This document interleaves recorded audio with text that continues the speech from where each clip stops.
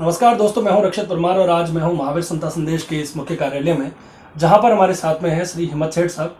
और सेठ साहब से आज जानेंगे कि ये जो लेबर कोड बिल है, जो कि अभी राज्यसभा और लोकसभा में पारित होने के बाद में राष्ट्रपति के समक्ष हस्ताक्षर के लिए गया है, तो इसको आप किस नज़रिए से देखते हैं?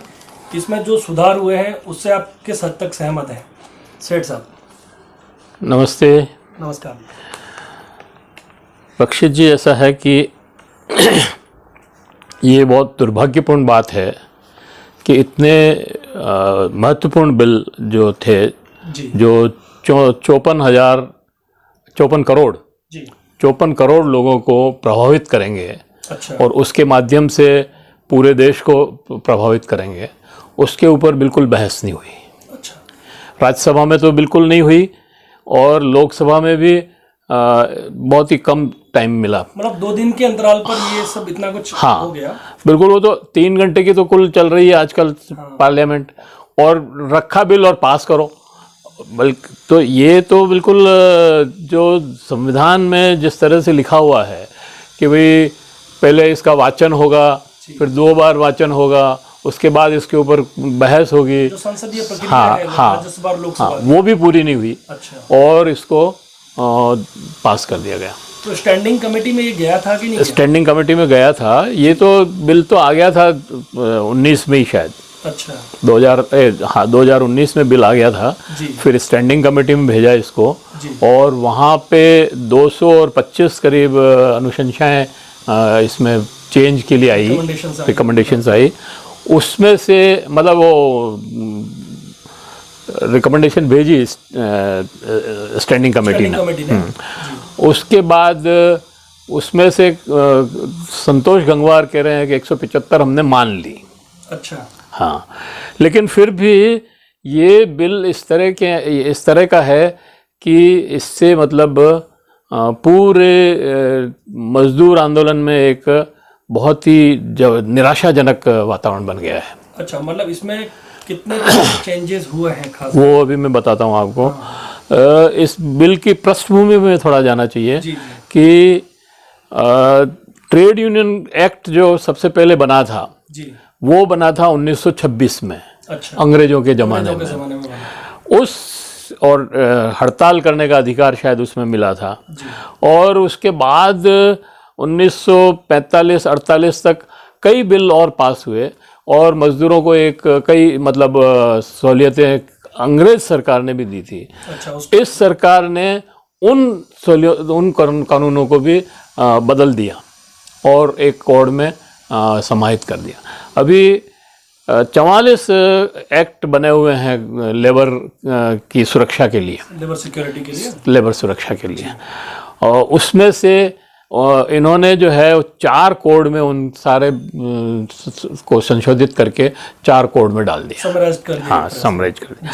अब वो 4 कोड भी अभी तक ये क्लियर नहीं है कि जो मजदूर है उनको उन 4 कोड से कैसे बेनिफिट होगा और वो कोर्ट में जाकर के और अपना पक्ष रख सकेंगे कि नहीं रख सकेंगे, या कोर्ट में जा सकेंगे कि नहीं जा सकेंगे। ये भी इन कोड बनने के बाद अभी तक क्लियर नहीं है। अभी ये बिल पास हो जाएंगे, उसके बाद कानून बनेंगे, इसके ऊपर नियम वगैरह बनेंगे, उसके बाद क्या शेप आती है वो देखने वाली बात है। तो एक्चुअली इन्होंने क्या किया है कि 3-4 बिल अलग अलग कोड बना दिए हैं। कोड में किया, हाँ, कोडिफाइड कोडिफाइड कर दिया। 4 हैं, एक पहले पास कर दिया था और 3 अभी किए हैं। एक तो इन्होंने वेज बिल बनाया है, तनख्वाह वेतन का जो है मतलब एक फाइनेंस के ऊपर एक ही बिल बना दिया। पहले अलग अलग थे कि पीएफ एक्ट था, ये अपना पेंशन एक्ट था, ये अपने ओवर टाइम के एक्ट थे, मतलब इस तरह के कई एक्ट्स थे। उन सबको मिला करके मिनिमम वेजेज एक्ट था, उन सबको मिला करके एक कोड बना दिया। अब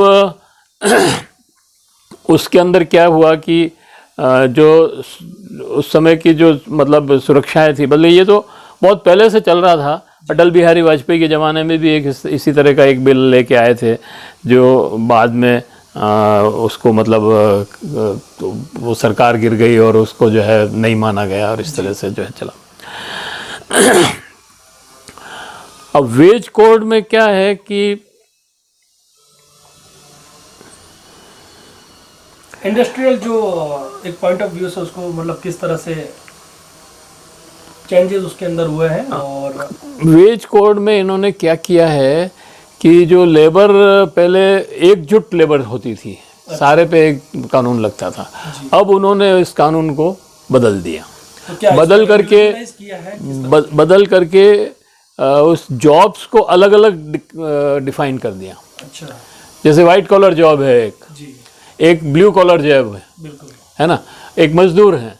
तो इस तरह से अलग अलग बांट दिया। अब उसमें क्या किया, आपको मैं एक एग्जांपल देता हूँ कि एरोड्रम पे जैसे पहले लिफ्टर होता था, जी, अब उसको क्या किया, लिफ्टर कम मैनेजर कर दिया। अच्छा, तो मैनेजर उससे बाहर हो गया, उस एक्ट से ही, उस एक्ट से बाहर हो गया। तो इस तरह से इन्होंने घुमा घुमा करके सारे लोगों को फंसा दिया है।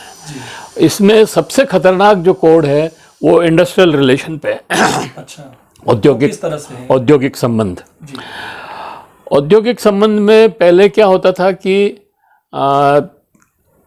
अगर कोई यूनियन है जी, तो उसकी रिकॉग्नाइजेशन, मतलब पहले हर इंडस्ट्री में एक यूनियन रिकॉग्नाइज होती थी और वो वहाँ के मजदूरों के वोट से वो बनती थी। और वोट में ये होता था कि जो 50% वोट से अबव मिल जाता था उसको रिकॉग्नाइज कर देते थे। अच्छा, अब इन्होंने क्या किया है कि 65 कर दिया उसको।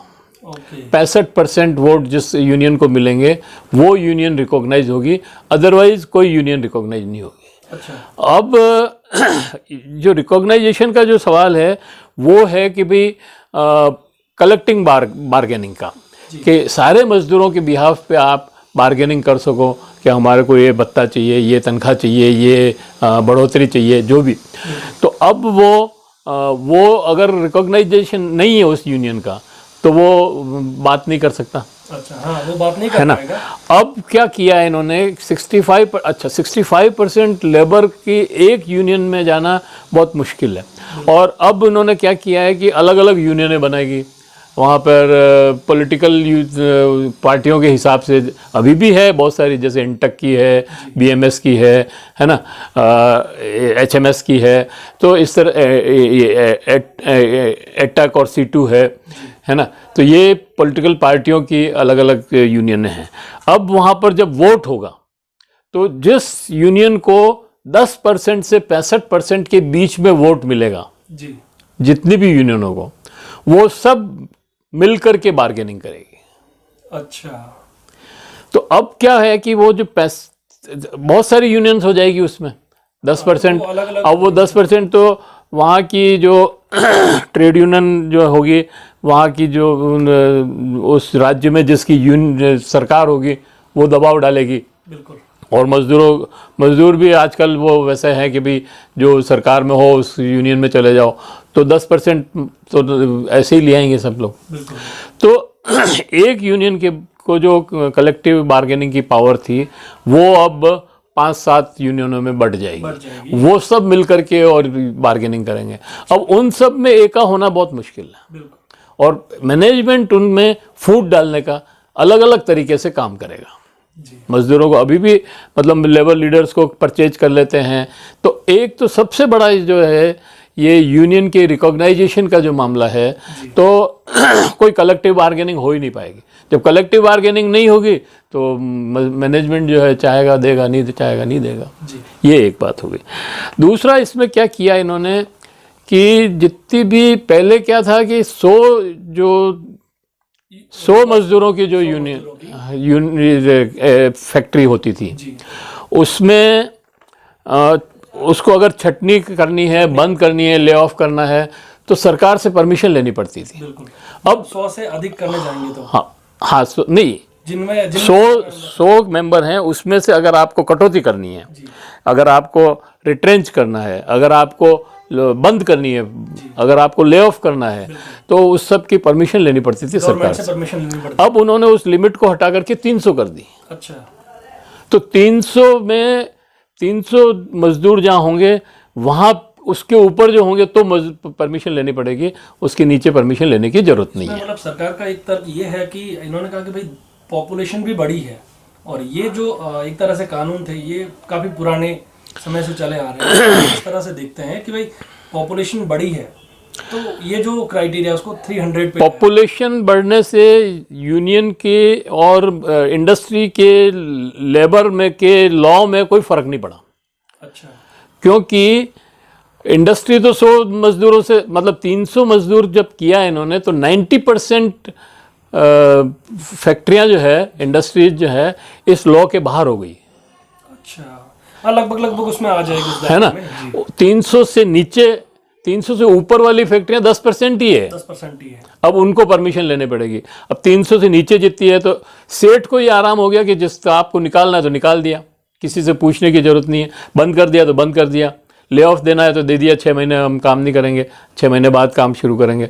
तो ये मजदूरों, सेठ तो ठीक है अपना कमा लेगा खा लेगा, मैनेजमेंट तो कुछ भी कर, मजदूर क्या करेगा? स्थायित्व को क्या, स्थायित्व तो अभी बहुत खतरे में है। ये जो काम है रोज का रोज आदमी जो कमा के खाता था वो ही जो है खत्म हो गया। एक उन्होंने वेज बोर्ड में, उसमें उन्होंने क्या, पहले जो है वर्किंग आवर्स में आदमी को सैलरी मिलती थी, 1 महीना हो गया उसकी तनख्वाह बन जाती थी, उसको वर्किंग आवर में दे देते थे। अब उन्होंने उसमें चेंज कर दिया। अच्छा। चेंज कर दिया कि अब सीधा बैंक में जाएगा पैसा। ओके। बैंक में जाएगा तो वो 20 दिन तक अगर चेक नहीं सीख रहा तो भी मैंने मजदूर को नहीं मिलेगा, मजदूर तो बैठा ही रहेगा, मतलब या नहीं सीख रहा चेक, मतलब वापस रिटर्न हो गया तो मजदूर क्या करेगा? तो उसको बनिए से उधार लेकर के खाना पड़ेगा। मतलब ऐसे ऐसे लॉ लागू किए हैं छोटे छोटे लेवल पे। जो डेली वर्कर है, जो दिन के 300 रुपये 400 रुपये 200 रुपये कमाता है, उसको अगर आप कहो कि तू बैंक जा, और वो एक दिन फिर बैंक जाने के लिए ख़राब करेगा, और तो वो इस तरह की चीज़ें उसमें लागू कर दी हैं। अच्छा, जैसे अभी हड़तालों को लेकर भी इसमें कुछ, अभी मैं उसमें आ रहा हूँ। अभी ये जो मैंने आपको बताया कि 300 आदमियों का जो है, अभी इसमें क्या किया है, पहले पीएफ वगैरह मिलता था आदमियों को, तो 10 आदमी के पहले जो यूनियन बनाने का अधिकार था, पहले वो बहुत ज़रूरी है, यूनियन बनाने का अधिकार था तो 7 आदमी मिलकर के यूनियन बना सकते थे। अच्छा, मिनिमम 7। अब क्या है कि या तो मिनिमम 100 या 10%, पूरे जो जितने भी मेंबर, मतलब 1000 आदमियों की फैक्ट्री है तो उसके 10%, तो 100 आदमी होंगे तो आप यूनियन बना सकते हो। अब 100 आदमी की फैक्ट्री है तो उसमें मतलब 100 आदमी कम से कम हो तो आप फैक्ट्री, तो इसमें कई इंडस्ट्री जो है, छोटी छोटी इंडस्ट्रियां हैं जिसमें 10-10, 20-20, 25-25, 50-50 आदमी काम करते हैं, वहाँ यूनियन ही नहीं बन पाएगी। और जब यूनियन अगर नहीं बनती है तो कलेक्टिव बार्गेनिंग नहीं हो सकती है। सब लोगों को मिला करके बार्गेनिंग, आपको निकाल दिया तो निकाल दिया, आप कोई कुछ बोल नहीं सकता उसमें। तो ये जो एक मजदूरों के साथ बहुत कुठाराघात हुआ है कि यूनियन बनाने का अधिकार जो 1926 में उस अंग्रेज सरकार ने दिया था वो इन्होंने छीन लिया। अच्छा, यूनियन बनाना क्यों जरूरी लगता है आपको कि यूनियन बनने चाहिए? इस पर थोड़ा सा मैं मतलब जानना चाहूँगा कि जो सुनने वाले हमारे जितने भी साथी हैं वो थोड़ा सा मतलब इस तरह से भी देखते हैं कि ये यूनियन मतलब जो आंदोलन और ये इस तरह से हो रहे हैं वो सरकार की गतिविधियों में कई तरह से मतलब एक तरह से बाधाएं डालते हैं, प्रशासन की गतिविधियों में बाधाएं डालते हैं। ये तो किस तरह से ये सोच बिल्कुल गलत है जी। ये जो सोच है ये ऑर्थोडॉक्स सोच है। अच्छा। पुराने लोगों का है, और लोगों में एक परसेप्शन बना दिया है कि यूनियन है यार, यूनियन काम ही नहीं करती और यूनियन वाले काम नहीं करते और ये सब जो है आंदोलन ही करते रहते हैं। और अगर ऐसा होता तो इस देश का जो ये जो उत्पादन है कौन करता है? मजदूरी करते हैं, मतलब मजदूर है, और अभी तो सब जगह यूनियन है। बिल्कुल। तो फिर ये बात तो गलत है ना कि यूनियन जो है काम नहीं करनी कर, बल्कि यूनियन बनने से उत्पादन बढ़ता है। अच्छा, बढ़ता इस आपको सेंस, लगता है कि सामूहिक प्रयास हाँ, सामूहिक प्रयास यूनियन के माध्यम से होता है। तो आदमी को अपनी पर्सनल चिंताएं छोड़ करके वो उत्पादन में लगा रहता है, और वो जो पर्सनल चिंताएं हैं वो यूनियन उसकी जो है मैनेजमेंट के साथ डील करती है। बिल्कुल बिल्कुल। नहीं तो कल क्या होगा कि अगर यूनियन नहीं होगी तो अगर मेरी किसी अफसर से बिगड़ गई तो वो मेरे को नौकरी से निकाल देगा, बिल्कुल। तो मैं तो मजदूर तो अनएम्प्लॉयड हो जाएगा, मजदूर को कहाँ नौकरी मिलेगी। और आज के डेट में तो मजदूर मतलब बिल्कुल ही वो है, निरीह है, कहीं काम ही नहीं है, उसको कभी भी निकाला जा सकता है, और पहली बात तो काम ही नहीं है उसकी, काम ही नहीं है। तो ये उसकी एक सोशल सिक्योरिटी है यूनियन। जी। यूनियन मजदूरों के आपस में मिलकर के जो यूनियन बनती है वो उसकी सोशल सिक्योरिटी है। तो सोशल सिक्योरिटी को आप तोड़ दोगे तो फिर कैसे काम चलेगा। तो अभी जो ये मतलब एक तरह से ऑर्डिनेंसेस आए हैं, तो ऑर्डिनेंसेस मतलब एक तरह ऑर्डिनेंस क्या बिल बन गए हैं, बिल जो पूरा कंप्लीट बन चुका है, राज्यसभा लोकसभा से पास भी हो गए, अब दस्तखत होकर के एक्ट बनने वाले हैं। बाकी है। तो इससे पहले मतलब कोई आंदोलन वगैरह हुए हैं, और सरकार का रिएक्शन क्या रहा है इस पर? बहुत आंदोलन हुए, जबरदस्त आंदोलन हुए, इतने आंदोलन हुए कि उससे, उन आंदोलनों से बहुत सारी चीजें प्राप्त की, बहुत सारे अधिकार जो है, जैसे आपको नहीं मालूम है लेकिन मैं आपको बताता हूँ कि शिकागो में आज से 100 साल पहले, करीब 110 साल हो गए उस बात को, वहाँ के लोगों ने वहाँ पे बहुत अत्याचार होता था, और टाइम भी फिक्स नहीं था, कहीं 18 घंटे, कहीं 16 घंटे, कहीं 15 घंटे, कहीं 14 घंटे काम करते थे। तो वहाँ पे एक बहुत बड़ा मूवमेंट हुआ, और फिर वो मूवमेंट मतलब वहाँ पर उन्होंने आग वगैरह लग गई, और मतलब बहुत ज़्यादा वो हुआ, हड़ताल, मतलब हिंसा भी हुई शायद उसमें। उसके बाद वो कानून बना कि 8 घंटे से ज़्यादा कोई भी फैक्ट्री में काम नहीं लेगा। वो कानून आज सब पूरे विश्व में लागू है। और ये जो ILO है, अंतर्राष्ट्रीय लेबर ऑर्गेनाइजेशन, वो उसको मान्यता देता है। हमारे यहाँ अभी क्या किया है कि उस लॉ को भी ख़त्म कर दिया। अच्छा, क्या मतलब 8 घंटे से ज़्यादा, 9 घंटे तो इन्होंने सरकार नहीं कर दिए कोर्ट में। अच्छा। और यूपी, मध्य प्रदेश, बंगलोर मतलब कर्नाटक, और ऐसे कई जो प्रदेश हैं, 13 प्रदेश हैं जिन्होंने 8 घंटे के बजाय 12 घंटे काम का कर दिया। अच्छा, तो मतलब इनको ये लगता नहीं कि मतलब एक तरह से लेबर का जो एक्सप्लॉयटेशन उन्होंने मतलब यूपी सरकार ने तो क्या किया है कि यूपी ने भी शायद एमपी में नहीं, यूपी में उन्होंने 44 में से 38 जो कानून थे उनको सस्पेंड कर दिया फॉर 3 इयर्स। 3 साल तक कोई कानून मजदूरों पे उन 38 कानूनों में से नहीं लगेगा। सरकार नहीं, ये सारे सरकार स्टेट गवर्नमेंट के रूल्स हैं, लेकिन सेंट्रल गवर्नमेंट के बनाए हुए। तो ऐसे कई कानून, ये वर्कमैन कंपनसेशन एक्ट है, जैसे PF का एक एक्ट है, ये सब लड़ के लिए है। कोई किसी ने भी दान नहीं किया, एक भी कानून ऐसा नहीं है कि जो सेठों ने या उद्योगों ने या सरकार ने जो है मजदूरों को दान कर दिया हो। मजदूरों ने बहुत लड़ाइयाँ लड़ी। अभी भी जिस तरह जैसे आपको मैं बताऊं कि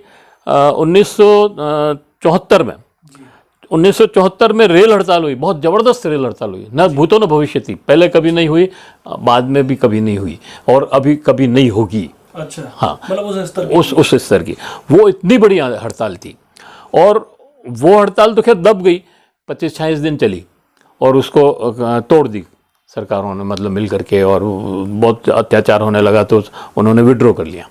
लेकिन उसमें बोनस की मांग सबसे बड़ी थी। अच्छा, किसानों मतलब मजदूरों को रेलवे के बोनस को, मतलब इंडस्ट्रियल बोनस, मजदूरों को तो बोनस मिलता था। वो कहना ये था कि भाई प्रोडक्शन पे है बोनस, और रेल वालों को नहीं मिलता था। तो रेल वालों ने हड़ताल की जॉर्ज फर्नांडिस के नेतृत्व में। जॉर्ज फर्नांडिस ने उस हड़ताल को लीड किया, और बाद में जब चरण सिंह की सरकार बनी, मोरारजी देसाई की सरकार में नहीं हुआ, जब चरण सिंह की सरकार बनी और मधु दंडवते रेल मंत्री थे, तो उन्होंने उसको बोनस जो है डिक्लेयर किया। अच्छा, 8% बोनस। तो कोई कानून ऐसा नहीं है कि जो लड़के नहीं लिया हो। हर कानून को संघर्ष करना पड़ा और संघर्ष करने के बाद जो चीज़ें प्राप्त की, ये सरकार ने उन सब को पे पानी फेर दिया, अच्छा, सबको डुबो दिया है। अब मैं आपको कह रहा था कि जैसे हड़ताल की बात है, तो पहले केवल जो एसेंशियल सर्विसेज थी, जैसे ट्रांसपोर्ट है या मतलब रेलवे है या हॉस्पिटल्स हैं, है ना, ऐसी सर्विसेज में नोटिस देना पड़ता था हड़ताल का। ठीक बात। अब क्या किया है कि आपको 60 डेज का नोटिस देना पड़ेगा सबको, नॉट ओनली एसेंशियल सर्विसेज, अच्छा, सबको हड़ताल करनी है तो नोटिस देने पड़ेंगे। पहले से 60 दिन पहले आपको नोटिस देना पड़ेगा। अच्छा, वो भी एक बहुत आश्चर्यजनक बात है कि जैसे ही आप नोटिस दोगे वो आपकी निगोशिएशन शुरू हो जाएगी।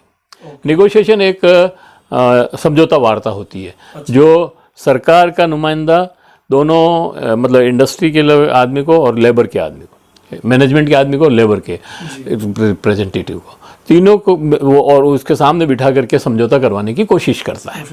तो ये जिस रोज़ नोटिस देंगे उस रोज़ से चालू हो जाएगा। अच्छा, ठीक है। और वो जब तक वो चालू रहेगा, मतलब जरूरी नहीं है कि वो एक सिटिंग में हो जाए, बिल्कुल, 6 महीने, साल, 2 साल, तो जब तक वो निगोशिएशन चालू रहेगा कोई हड़ताल नहीं कर सकता है। बिल्कुल। और अगर हड़ताल करेगा, पहले तो हड़ताल करते थे, निगोशिएशन में नहीं हो रहा है तो अब हड़ताल करेंगे, हड़ताल में चले जाएंगे सीधे ही। ये नेगोशिएशन में मान लो उनकी मांगे पूरी हो जाती नहीं होती है ना। अच्छा, मांगे पूरी हो जाए जब तो कोई झंझट ही नहीं है, लेकिन निगोशिएशन में नहीं होती है, उसको टालते रहते हैं, लंबा करेंगे तो और निगोशिएशन फेलियर भी नहीं करते हैं। तो ऐसे केस में क्या होगा कि अगर आपने हड़ताल कर दी या बिना नोटिस के हड़ताल कर दी तो आपको 20,000 रुपये से लगा करके 2 लाख रुपए तक का जुर्माना है। अच्छा, अभी इस मजदूरों के, हाँ, ये नया नोटिस, मतलब नया जो ये कोड बिल आया है इसके अंदर कहीं ना कहीं ये उनके अधिकारों के ऊपर एक तरह से, बिल्कुल, ये पूरा जो खेल है ये मल्टीनेशनल कंपनियों का और विश्व बैंक के दबाव में से सारा खेल हो रहा है। आर्टिकल जो 19 है उसके ऊपर अध्यारोपण भी एक तरह से सरकार का कह सकते हैं। ये सारी प्रक्रियाएं शुरू तो 1991 में हो गई थी, जब नरसिंह राव की सरकार आई थी और डंकल प्रस्ताव पे साइन हुए और हमने साइन करके दिए, उसके अंदर ये सब चीज़ें हमने एक तरह से मानी हुई है। लेकिन मजदूरों का जो हित है वो तो टूट ही रहा है ना जी। इसमें। और पिछली सरकारें, कांग्रेस की सरकार थी तो वो इसमें और इसमें फ़र्क ये है कि कांग्रेस की सरकार मज़दूरों की बात सुनती थी, सुन करके अपने उस एजेंडे में अमेंडमेंट भी करती थी थोड़े बहुत। ये सरकार तो सुन ही नहीं रही है किसी की। मतलब पिछले वजह क्या है, मतलब ये क्या इनका क्या नहीं, इन्होंने तय कर रखा है कि बस सब विदेशी पूंजी लानी है और इनका ये कहना है कि ये सब हर्डल्स हैं विदेशी पूंजी लाने में, और ऑटोमेशन कर रहे हैं सब जगह, कम से कम मजदूर चाहिए, और तो इंडस्ट्री में कवर ही नहीं होंगे वो मजदूर। अच्छा, इसके अलावा इन्होंने क्या किया है कि ये तो हो गया, और उसमें जेल भी है, 2 महीने से लगा करके 12 महीने की जेल भी हो सकती है उसमें। अच्छा। बिना जमानत के, बिना कोर्ट में गए, अगर आप नोटिस नहीं देते हैं तो। अच्छा, तो ये मतलब मजदूरों की सेफ्टी के लिए है या मजदूरों को ख़त्म करने के लिए है? तो ये प्रयास किस तरह का हुआ है? तो ये सोचने वाली बात है। ठीक है। इसी तरह से इन्होंने क्या किया है कि अब पहले क्या होता था कि जो परमानेंट पोस्टें होती थी, जो 12 ही महीने 24 घंटे, मतलब जो 12 ही महीने काम करने वाली सब पोस्टें होती थी, उसके ऊपर आपको परमानेंट लेबर रखनी पड़ती थी। बिल्कुल, वो तो कॉन्सेप्ट ही अब खत्म हो गया लगभग। अब क्या किया है कि और जो परमानेंट लेबर होती थी उसको कॉन्ट्रैक्ट लेबर में बदल नहीं सकते थे जी। अब इन्होंने इस लॉ में अभी जो कर दिया है कि कॉन्ट्रैक्ट लेबर में आप बदल सकते हो, है ना, कॉन्ट्रैक्ट लेबर में बदल सकते हो, और नए लोगों को आप कॉन्ट्रैक्ट पे रख सकते हो, और कितने दिन रख सकते हो वो भी फिक्स है इनका, जितने दिन चाहो। तो मतलब भविष्य में सर इन 3 महीने, 6 महीने, साल, 2 साल, 5 साल, और उसको रिन्यूअल भी कर सकते हो। 5 साल का है, फिर 5 साल कर दिए, फिर 5 साल कर दिए। मतलब उस आदमी के जो मजदूर है उसकी कहीं स्थिरता नहीं है, स्टेबिलिटी नहीं है।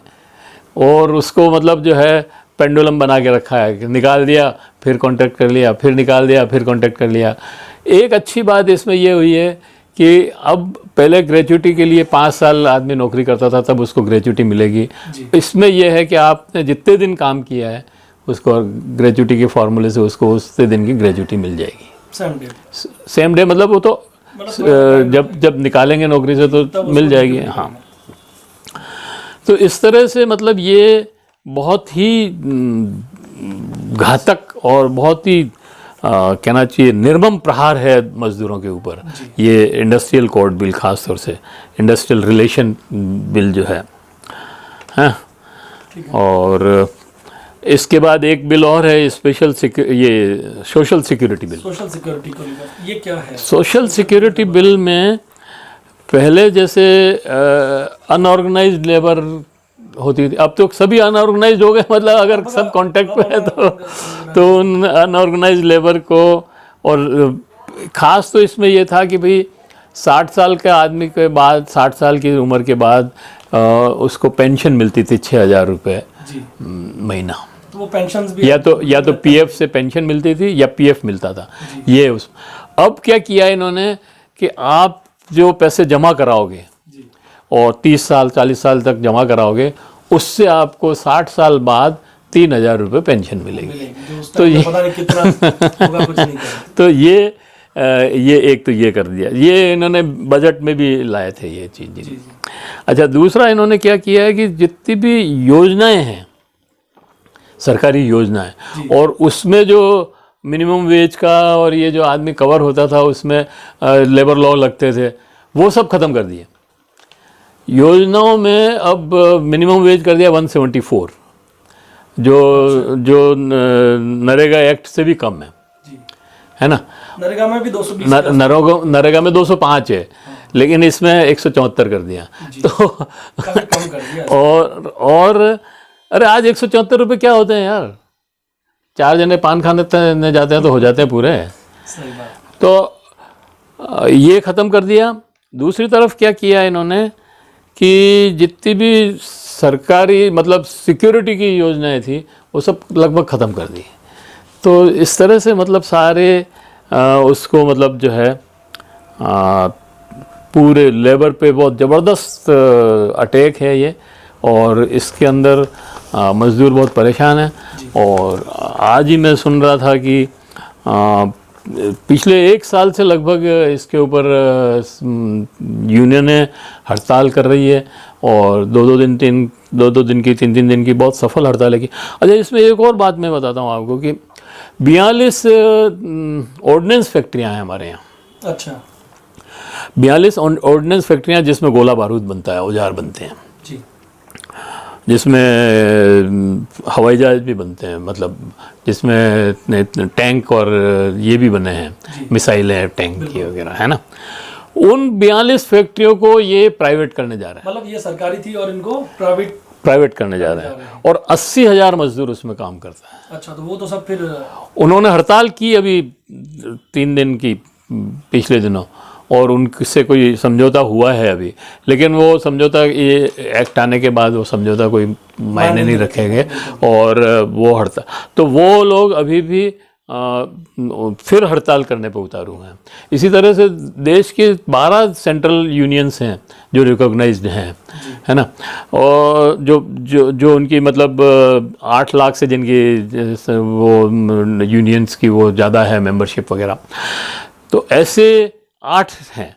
8 में से 11 ट्रेड यूनियंस, एक जो है हिंद मजदूर, ये BMS की जो यूनियन है, वो चूँकि वो भारतीय जनता पार्टी की सरकार की यूनियन, मतलब भारतीय जनता पार्टी की यूनियन है, इसलिए वो शायद इसमें समर्थन नहीं करे।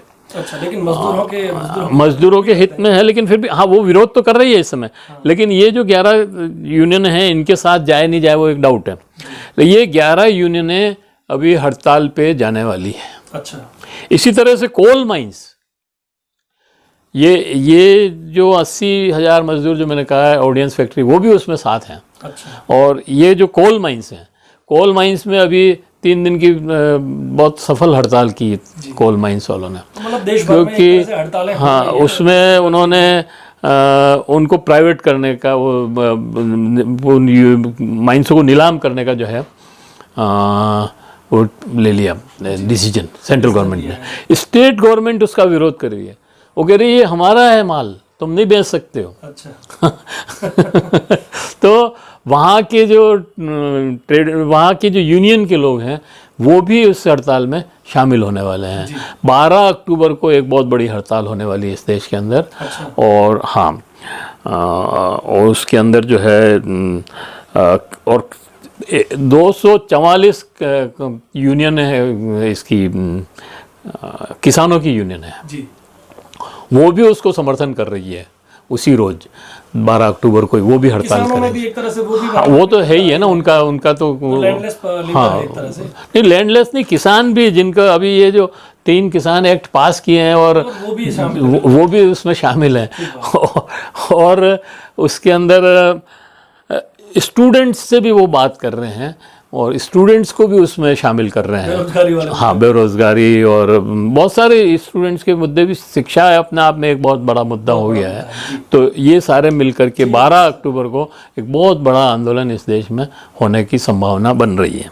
चलिए सर, ठीक है, तो बहुत बहुत धन्यवाद सर। इससे मतलब एक तरह का ये जो काफ़ी समय हो गया है। ओके ओके ओके, आपका बहुत बहुत धन्यवाद। आपने काफ़ी मतलब तथ्यों के साथ में और जो ग्राउंड लेवल पर क्या सिचुएशन है, मजदूरों के साथ में क्या कुछ ज़्यादती हो रही है और क्या जो कानून है वो मजदूरों के एक तरह से हितों को नुकसान पहुंचाते हैं, ठेस पहुंचाते हैं, इनके ऊपर आपने खुले तौर पर बात कही है।